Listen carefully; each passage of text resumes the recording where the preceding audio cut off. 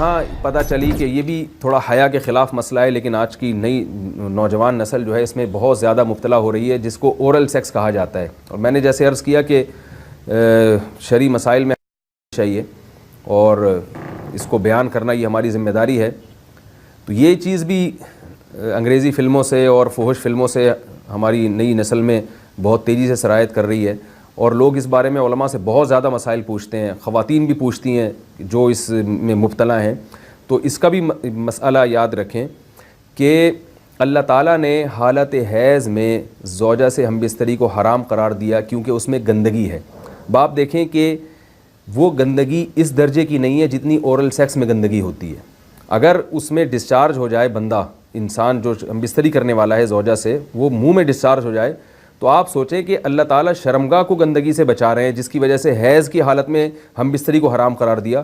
تو منہ جس سے انسان کھانا کھاتا ہے، جس سے کلمہ پڑھتا ہے، اور جو انسان کے جسم میں سب سے اشرف عضو ہے، سب سے زیادہ معزز اور مکرم عضو ہے، اس میں ایسی گندگی کو ڈالنا کہاں سے جائز ہو سکتا ہے، کہاں سے حلال ہو سکتا ہے؟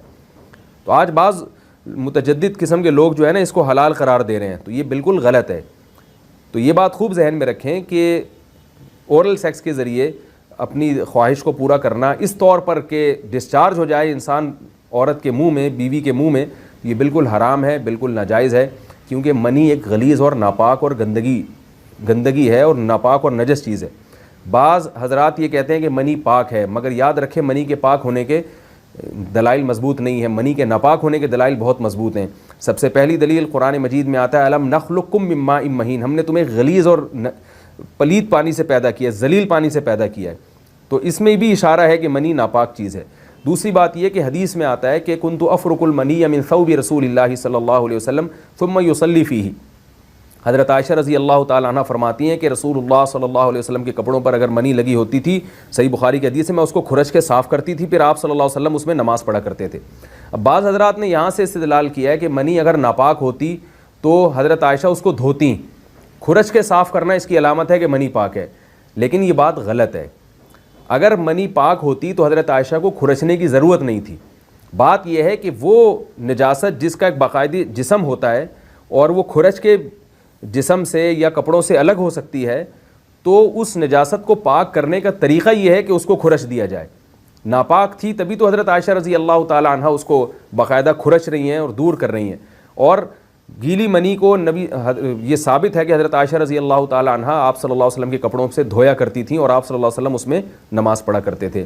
حضرت عمر رضی اللہ تعالی عنہ کے دور میں کسی شخص کو احتلام ہوا تو اس نے اپنے پورے جو ہے نا وہ کپڑے دھوئے، تو حضرت عمر نے اس کو منع کیا، فرمایا کہ اتنا کافی تھا کہ اس جگہ کو تم دھو لیتے۔ تو اس میں بھی حضرت عمر اس کو باقاعدہ دھونے کا حکم دے رہے ہیں۔ کسی بھی صحابی نے اعتراض نہیں کیا کہ یا امیر المومنین آپ ان کو دھونے کا حکم کیوں دے رہے ہیں، منی تو پاک ہے۔ تو منی کے جو ناپاک ہونے کے دلائل ہیں وہ بہت مضبوط ہیں۔ باقی اس کو جو کھرچنے کا حکم ہے وہ اس لیے کہ منی کے پاک جو اگر خشک ہو جائے تو وہ کھرچ کے بھی پاک ہو جاتی ہے، اس کو پھر دھونا ضروری نہیں ہوتا۔ اس کی مثال ایسے جیسے حدیث میں آتا ہے، صحابہ کرام فرماتے ہیں کہ ہمارے تلواروں میں دشمن کا خون لگا ہوتا تھا تو ہم اس کو زمین پہ اچھی طرح رگڑ کے اسی کو لٹکا کے نماز پڑھتے تھے۔ تو دیکھیں خون بھی ایسی چیز ہے کہ جو سوکھنے کے بعد اس کی ایک پاپڑی سی جم جاتی ہے، تو حالانکہ خون کو بھی ناپاک مانا جاتا ہے، جمہور علماء کے ہاں خون ناپاک چیز ہے، لیکن صحابی کیا کر رہے ہیں، اس کو رگڑ کے زمین پہ اور جو اس کو اچھی طرح رگڑ کے جب اس کا اثر زائل ہو گیا تو اسی کو لٹکا کے نماز پڑھ رہے ہیں۔ تو جیسے خون ناپاک ہونے کے باوجود رگڑنے سے پاک ہو جاتا ہے، اگر کسی ایسی چیز پہ لگا ہو جو لوہے یا ایسی سخت چیز پہ، تو ایسے ہی منی اگر کپڑوں پہ لگی ہو، خشک ہو جائے تو اس کو اچھی طرح جب کھرچ دیا جائے تو وہ پاک ہو جاتی ہے۔ لیکن اس سے یہ ثابت نہیں ہوتا کہ منی پہلے سے ہی پاک ہے۔ ایک اور دلیل منی کے ناپاک ہونے کی یہ ہے کہ جو مدی ہے، ٹرانسپیرنٹ پانی جو مرد کے جسم سے نکلتا ہے، وہ اگر جسم سے نکل جائے تو وضو فرض ہو جاتا ہے، اور منی نکل جائے تو غسل فرض ہوتا ہے۔ اب یہ کیسی بات ہے کہ مدی کے نکلنے سے جس سے وضو فرض ہو رہا ہے وہ تو ناپاک ہے، اور منی نکلنے سے جب غسل فرض ہو رہا ہے بڑی والی طہارت، تو اس کو ہم پاک قرار دیں۔ اس لیے امام ابو حنیفہ رحمہ اللہ تعالیٰ کا مذہب منی کے بارے میں کہ یہ نجاست غلیظہ ہے، اور امام مالک کا بھی یہی مذہب ہے، یہ مذہب بہت دلائل کے لحاظ سے قوی ہے۔ تو اس لیے عورت کے منہ میں ڈسچارج ہونا یہ بالکل حرام ہے، ناجائز ہے، گندگی ہے، اسلام میں اس کی قطعاً اجازت نہیں ہے۔ اور اگر ان ائمہ کا مذہب لیا جائے جو منی کو پاک سمجھتے ہیں. اس لیے میں یہ عرض کر رہا ہوں کہ بعض حضرات نے اس پہ فتویٰ دیا ہے کہ یہ چونکہ پاک ہے لہذا اگر یعنی کوئی شخص منہ میں بھی ڈسچارج ہو جائے تو یہ بھی جائز ہے. یہ 100% غلط فتویٰ ہے. اس لیے کہ جو حضرات اس کو پاک کہتے ہیں وہ بھی اس کو خبائث میں داخل کرتے ہیں, حرام چیزوں میں داخل کرتے ہیں. اس کا کھانا یا اس کا منہ میں ڈالنا وہ بھی جائز نہیں کہتے. تو اس لحاظ سے بھی یہ ناجائز ہے اور بہت ساری بیماریوں کا ذریعہ بھی ہے. دوسرا مسئلہ یہ ہے کہ اگر کوئی ڈسچارج نہیں ہوتا اورل سیکس کے ذریعے تو اس کا شرعی حکم کیا ہے؟ تو اس کا حکم یہ ہے کہ یہ انتہائی سخت درجے کا مکروہ ہے, ناپسندیدہ عمل ہے. اور اس کے سخت درجے کے مکروہ اور حرام نہیں ہے لیکن بہت زیادہ ناپسندیدہ اور شریعت کے مزاج کے بالکل خلاف ہے. اور اسلامی کلچر میں اس کا کوئی تصور نہیں تھا. یہی وجہ ہے کہ فقہائے کرام کے ہاں اس چیز کا تذکرہ بہت ہی محدود پیمانے پر ملتا ہے. یہ اس کی علامت ہے کہ مسلمان معاشرہ اس چیز سے بالکل بھی واقف نہیں تھا کہ یہ کیا ہوتا ہے. تو یہ چیز غیروں سے آئی ہے, غیر مسلموں سے ہمارے معاشرے میں, جو ان کی موویز دیکھ دیکھ کے, فحش فلمیں دیکھ دیکھ کے نوجوانوں میں اس چیز نے سرایت کیا. ورنہ یہ انسان طبی طور پر اس عمل سے بہت زیادہ نفرت کرتا ہے. کوئی بھی شریف الطبع آدمی ذہنی طور پر اس کے لیے تیار نہیں ہوگا.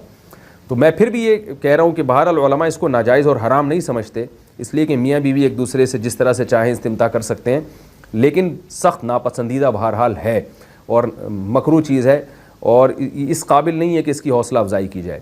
یہ اس کے بارے میں ہے کہ جب یعنی جو ہے وہ ادخال کیا جائے اس فم کے اندر, اس جو ہے مرد اس میں باقاعدہ جو ہے وہ تلذذ حاصل کرے.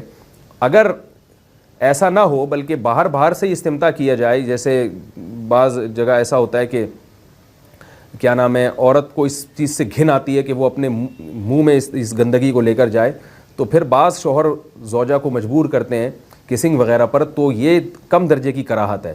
یعنی یہ بھی ناپسندیدہ تو ہے مگر یہ اس درجے کا مکروہ, اس درجے کا ناپسندیدہ نہیں ہے. دوسری بات یہ کہ یہ جو میں نے پوری ڈیٹیل بیان کی ہے یہ اس صورت میں ہے اس کے مکروہ اور ناپسندیدہ ہونا کہ عورت اس کے لیے ذہنی طور پر آمادہ ہو. یہ بات خوب یاد رکھیں, اگر عورت کو اس عمل سے گھن آتی ہے تو پھر مرد بیوی کو اس کام پر مجبور ہرگز نہیں کر سکتا, کیونکہ یہ نکاح کے جو ایگریمنٹ ہے, مقتضیات ہیں, اس کے خلاف ہے. یعنی یہ اس میں داخل نہیں ہے. عورت اپنے آپ کو ہم بستری سے تو نہیں روک سکتی, مرد جب چاہے گا بیوی سے ہم بستری کر سکتا ہے, عورت کو اجازت نہیں ہے. لیکن خاص اس عمل سے عورت مرد کو روک سکتی ہے اگر وہ ذہنی طور پر اس کے لیے آمادہ نہیں ہے. یہ تو میں نے اورل سیکس سے متعلق کچھ فقہی احکام بیان کیے ہیں.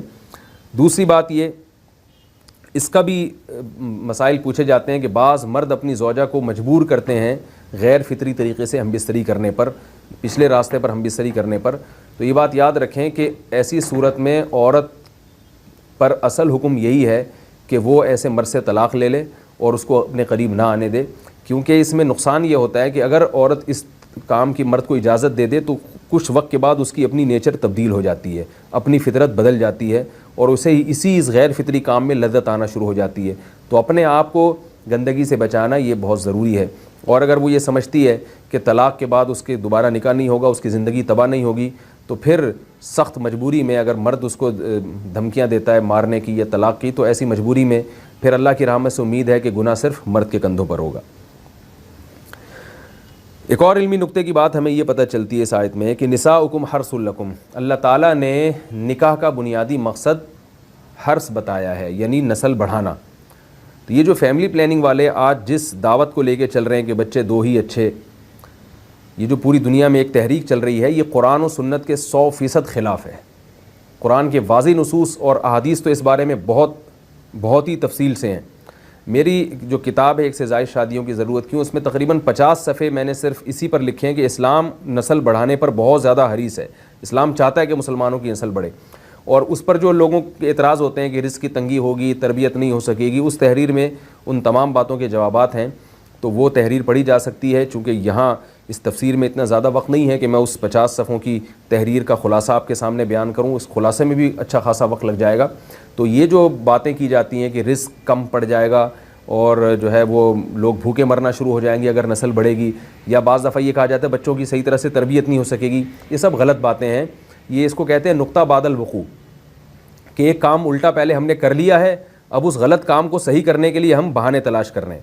تو یہ نسل مسلمانوں میں جو کم ہوئی ہے اس لیے نہیں ہوئی ہے کہ بچوں کی تربیت نہیں ہو رہی تھی، بلکہ یہ میڈیا کے ذریعے جو پروپیگنڈا ہوا ہے اس پروپیگنڈے سے متاثر ہو کر 2 بچوں والی پالیسی پر لوگ آ رہے ہیں۔